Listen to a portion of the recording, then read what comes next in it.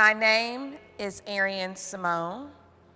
I serve as the CEO and founding partner of the United States' first venture capital fund that is built by women of color for women of color. I grew up around one of the most significant civil rights heroes in African American history, Rosa Parks. But never once did I imagine that I would have my own Rosa Parks moment in the DEI movement. In August of 2023, I found out that my company was being sued in federal court for alleged discrimination because we invest in Black and brown women. We were sued for alleged discrimination. We were inaugural defendants in one of the most defining lawsuits of our time. We were the beginning of the anti-DEI war. The plaintiffs claimed we were violating constitutional civil rights law.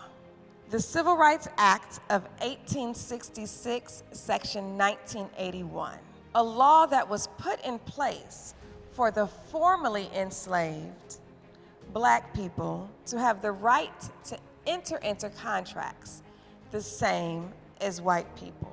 It was a step towards our economic freedom. Black and brown women combined only receive 0.39% of venture capital funding, while making up 14% of the US population. So based on these statistics, we were clearly not the violators. The only violation I saw was the fact that people were trying to sue us for offering economic opportunity to people who had clearly been denied it and still are.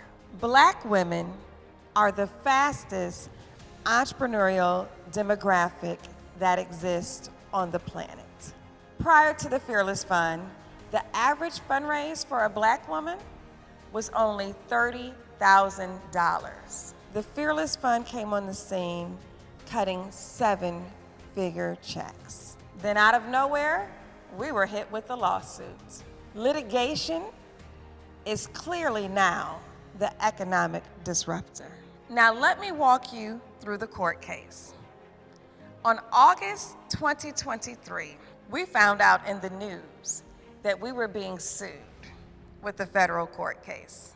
Our day was completely disrupted by phone calls, emails, you name it.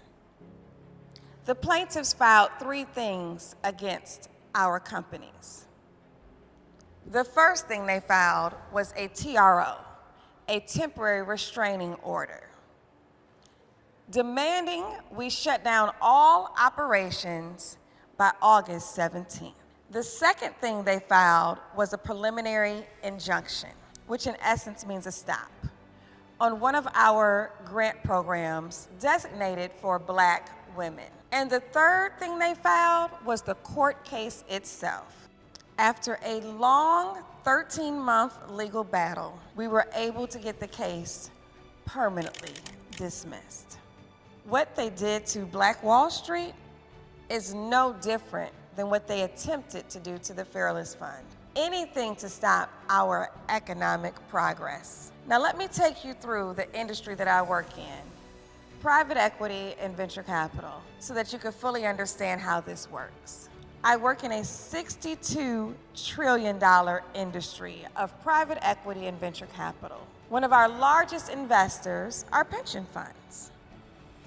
Pension funds are built off of police officers, firefighters, teachers, public workers. Plenty of careers that have many people of color in those jobs. The money leaves the pension funds and it goes up to the $62 trillion industry that I work in, which is controlled by 92% white men. So it leaves the pension funds, it goes into the PEVC industry, and then it goes into the startups that have over 90% white male-led startups.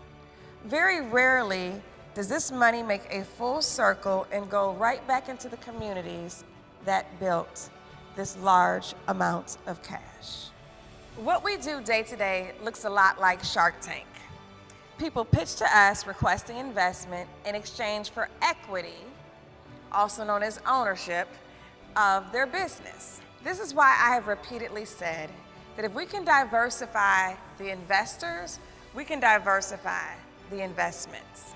So the more money pumped into the fastest, wealthiest growing industry that does not touch the hands of people of color widens the racial wealth gap at rapid rates. I know to those who care that this information is quite disturbing, but not surprising.